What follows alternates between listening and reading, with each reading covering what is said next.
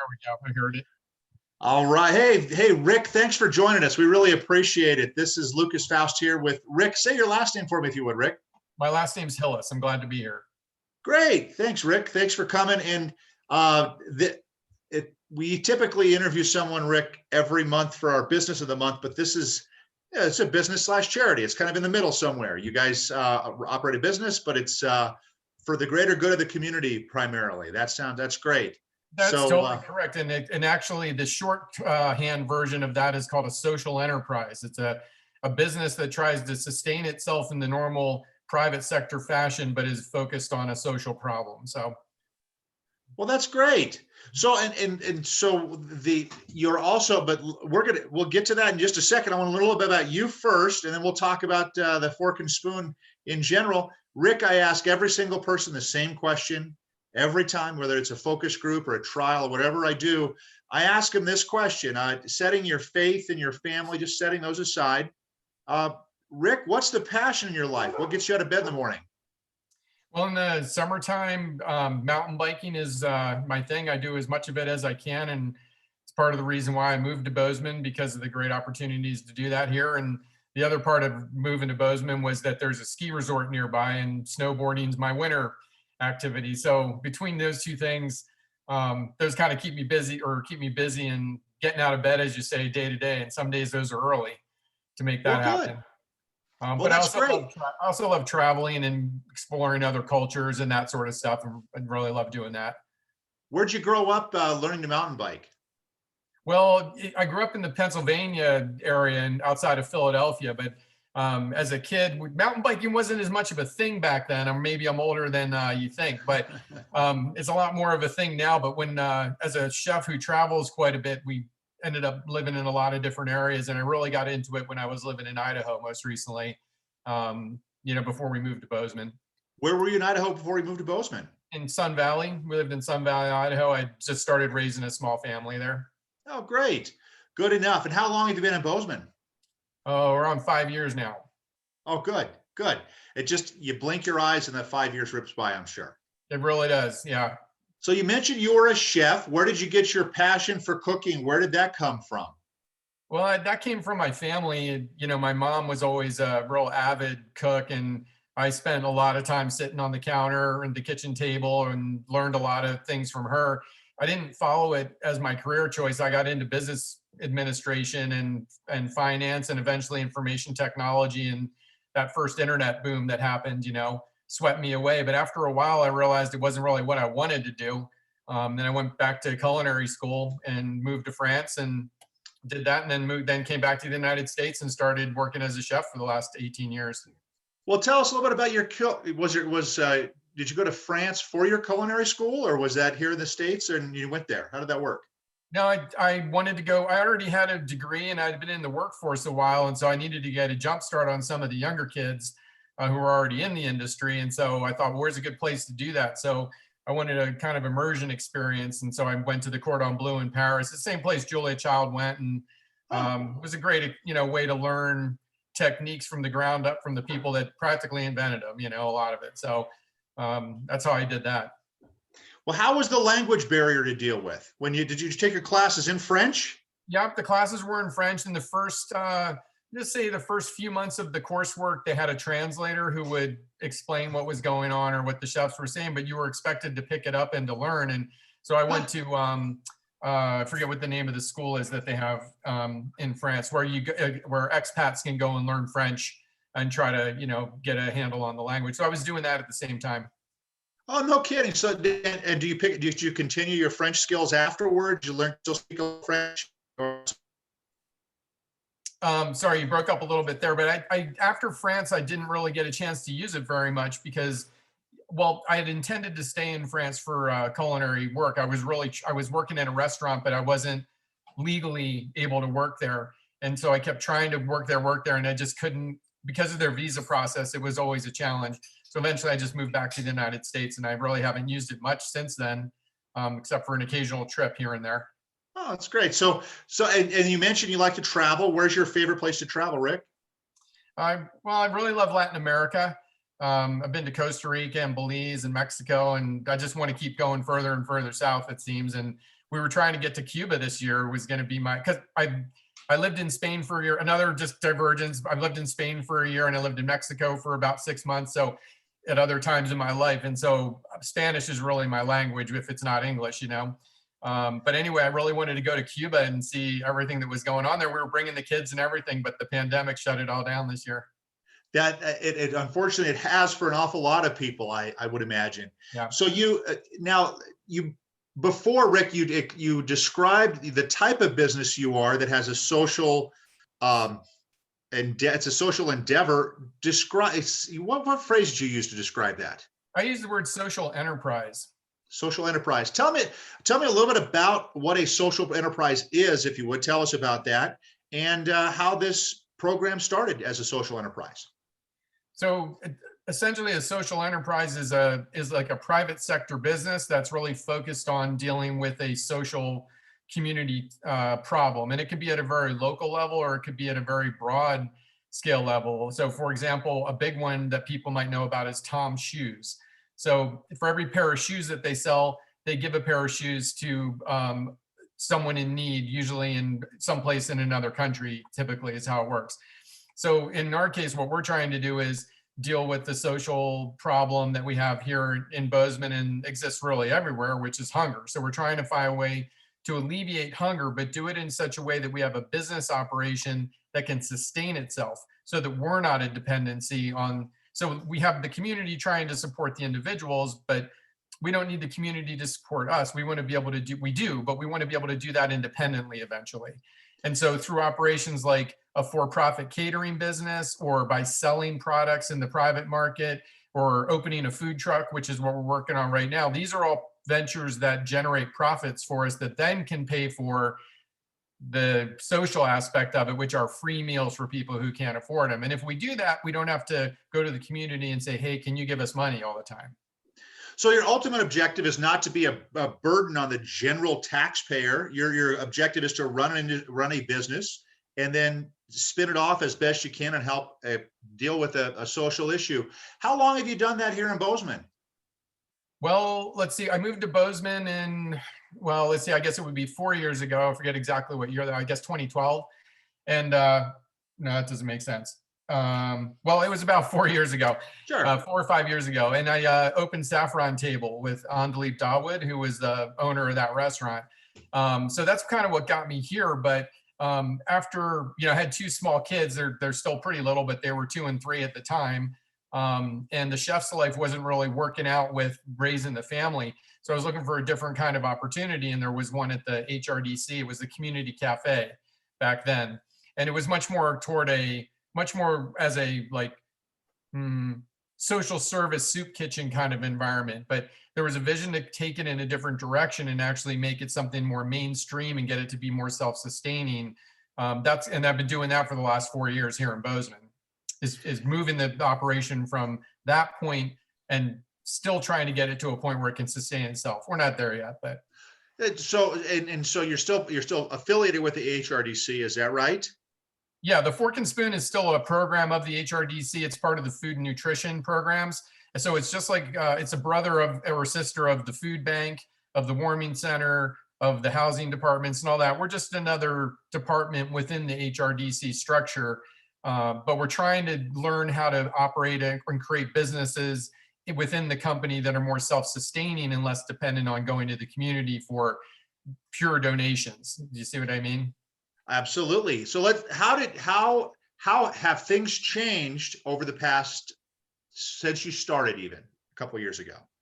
Well, I mean, the change from going from the community cafe to the Fork and Spoon was a rebranding, remarketing, kind of a redevelopment of the concept, which had proven to work very well and it still is needed in the community. But we wanted to make it more dignified, more respectful to the people who really need it, and make it more accessible and open to people who don't really need it, but want to support it by visiting the restaurant, spending their money there, donating. So it was in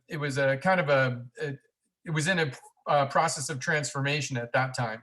And then since then, we've just continued to try to make the services as available as we can, and then adding other things like our catering business and the food truck and product development where we can sell pies, or we can provide food to the senior center or the warming center itself, and be a supplier to some of the other programs in a way.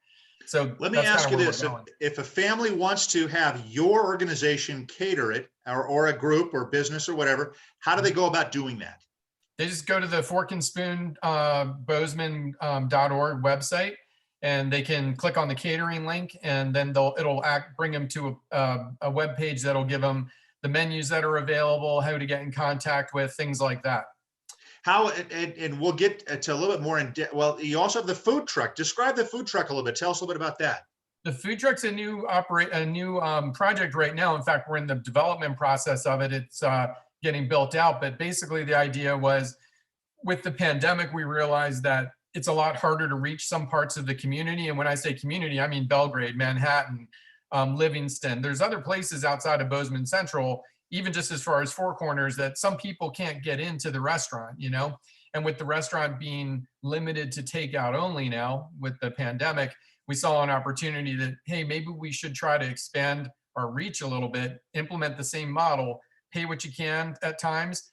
At times, we'll park at one of the local businesses and do not pay what you can, or cater out of it, and find a way. It'll be a self-sustaining business operation too. But that's what the food truck's about. It's going to be called the Spork.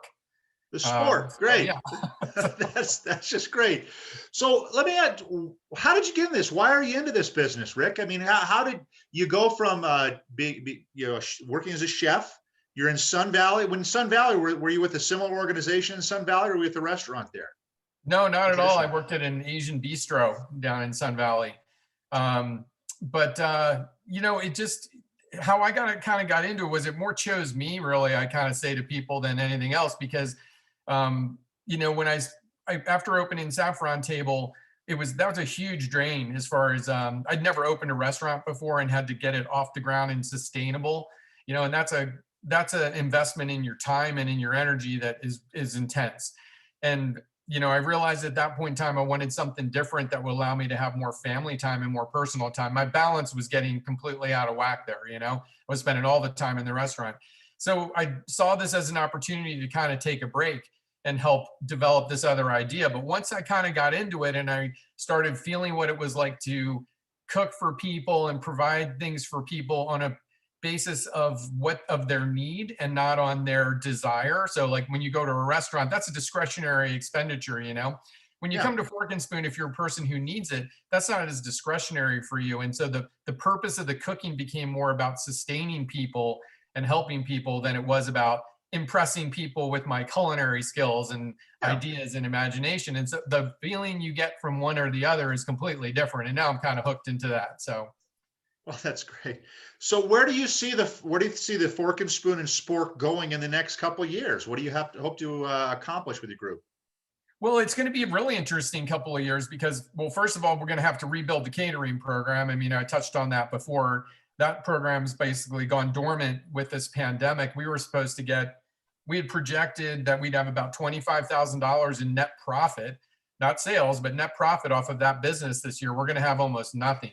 And that net profit goes back into purchasing and like sustaining the meals for Fork and Spoon. So we're trying to rebuild that. We're really confident that the response from the community when we launched that business was really positive and really reinforced our idea that if you offer somebody something in trade in terms of goods and services, they'll be happy to buy it from you, especially if they know that the social mission is behind it.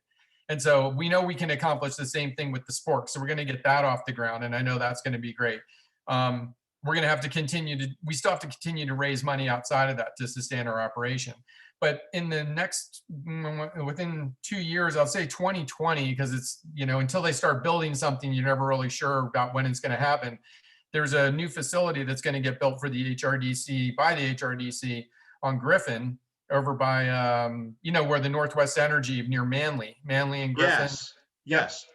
And that's going to be a food resource center that's going to have new facility for the food bank, a new restaurant for the Fork and Spoon. There's going to be administrative and support structure and offices there. The warming center is going to move there to a 100-bed facility. So we're going to move to a centralized campus to provide services for people in a lot more efficient fashion and a lot more effective fashion from one location. And so that's the next big jump for us, is getting over there. And that's going to be an endeavor to get that, completed, but we're definitely on the way. What does what does your customer look like? The person that comes to Fork and Spoon or to Spork or whoever, what does that group look, what does that person usually look like? Is it what we might think? Well, I mean, some of them are, there's definitely some of the guys who you would recognize if you came in, guys and gals who you might recognize from the freeway off ramp, but then there's a lot of people who you wouldn't know. You might only recognize them from having seen them in Murdoch's or something. You never really know who you're going to run into there. It's a broad spectrum of people from the community. And I always kind of like tell people what's really interesting that I learned about working there is that it's the same kind of bell curve of people that you would run into at the higher, more secure level of society that you run into at the lower. You've got people who are troublemakers. You've got people who are as kind as can be. You've got most people in the middle. You've got some families. You've got some single people. You've got, people who are old, people who are young. The only difference is that they don't have as much money and resources as other people. And then, of course, you are going to run into more of the social elements, that mental illness and people who are struggling, who just can't make it back into the workforce, can't make it back into the mainstream of society. Those are the folks that are kind of our chronic, I don't want to say users, but our chronic patrons. And there isn't any safety net. They need us. Okay. But then there's another small percentage, and that's a small percentage, but there's another small percentage of people who are on the cusp. They just lost their job. I had a guy just last month, had just gotten laid off from, it was one of the mainstream restaurants in town, a chain.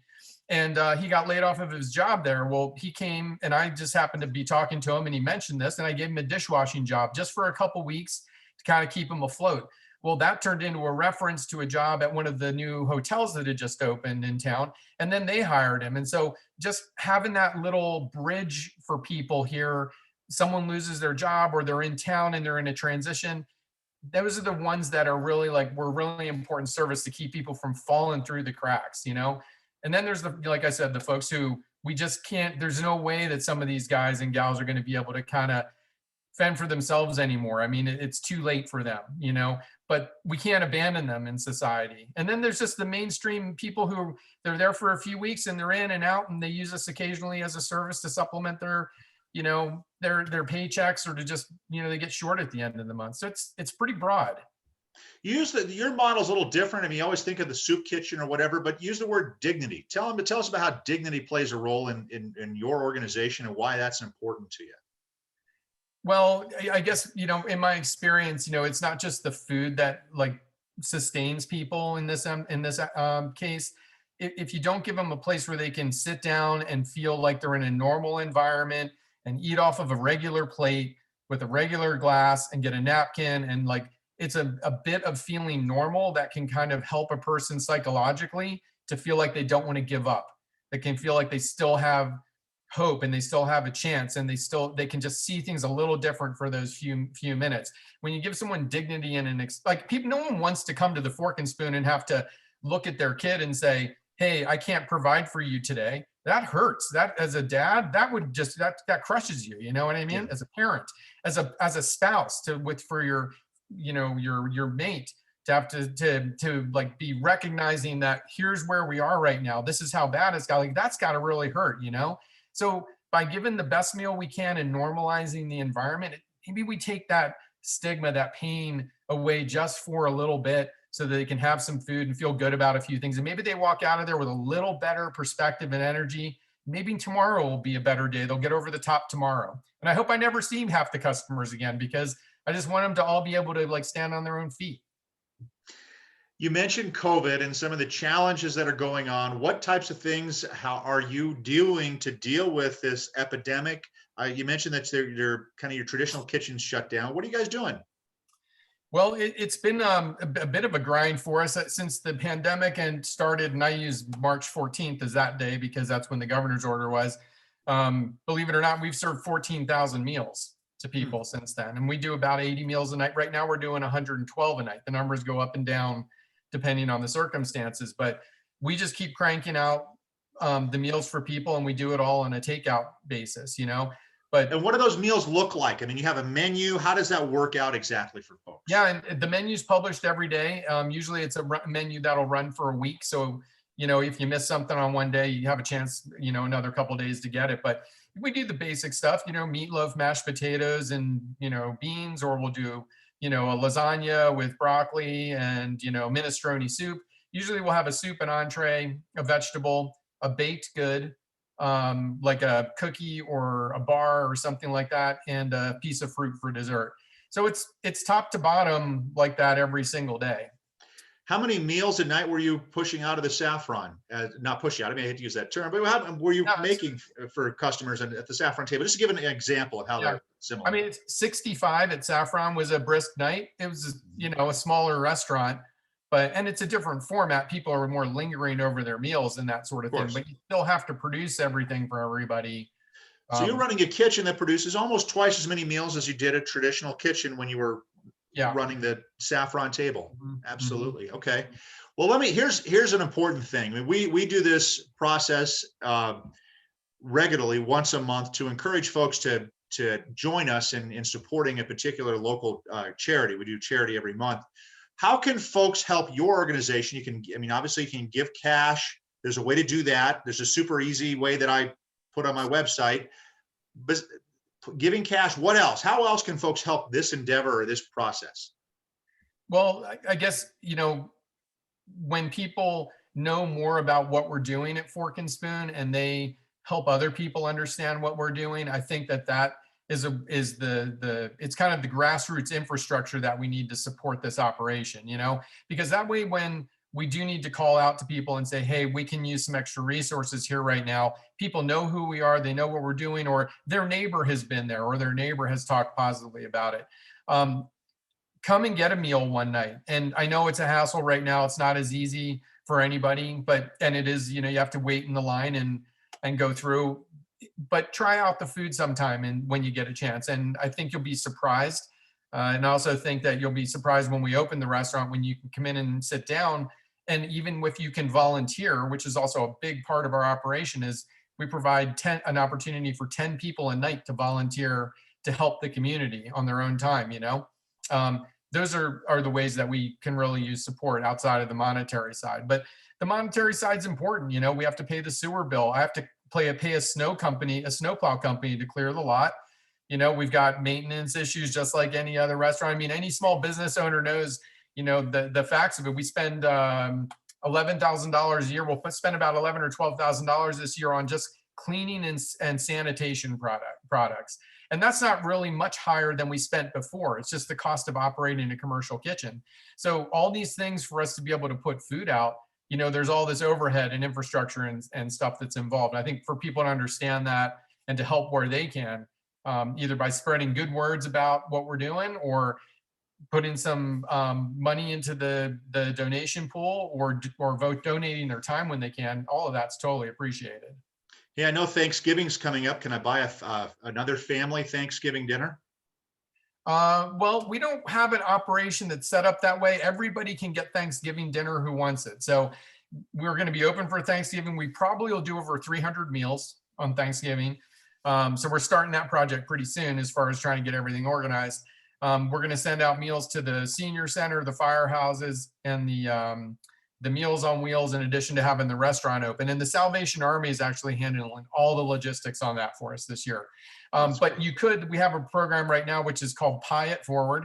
And you want to buy your holiday pies or a holiday pie for somebody, you can get online, buy those, and all the profits that come off of those pies come back into the operation. So that's another good example of us, you get something out of it, we get something out of it, and the person who has some needs gets something out of it. And that's a collaboration between us and the Gallatin Valley College.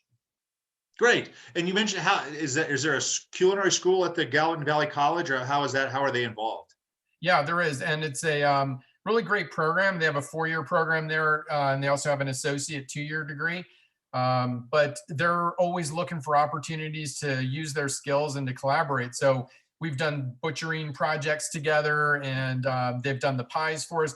They've also done some product development so that we can get further down the road on developing like stews and soups and entrees that we can then fabricate, package, and then eventually sell in a grocery store as another revenue stream. So we're always looking for those new revenue streams and where the demand is from the community. Where again, we get that if you walk up to a counter in the grocery store and you're like lasagna from the Fork and Spoon, where that helps the people who are hungry in this town, or from another place that doesn't do anything, is purely a profit business, a lot of times you're going to say, you know what, I'm going to pick that one from the Fork and Spoon because I want to do something positive. I don't want to come in and donate necessarily. I don't want to come in and work. I just want to help in my own way. And we know that that's what people will do in this town. We've seen them through the catering business. Well, that's great. Rick, I want to thank you so much for your time today. We are absolutely thrilled. We're committed to your organization, and I really would encourage anybody who's had a chance to take the time to watch this visit I've had with Rick to join me in supporting the Fork and Spoon. You're a business of the month, and you're a business. I mean, you're not a hand up. You're a hand up. You're not a handout. You're a hand up. That's organization. Right. That's what we're trying. That is a big part of what we do at the Fork and Spoon. But I just want to say this too: if you have a passion for food and nutrition and for homelessness, and you want to help address those things in this town, pick the one that's important to you. And if you want to donate to the food bank, and that's your thing that makes you feel good and a way to contribute, do that, or donate to us, or help us out at the Fork and Spoon, or do something for the warming center. There's lots of opportunities to help people and lots of ways of doing it. Everybody should be able to find a way.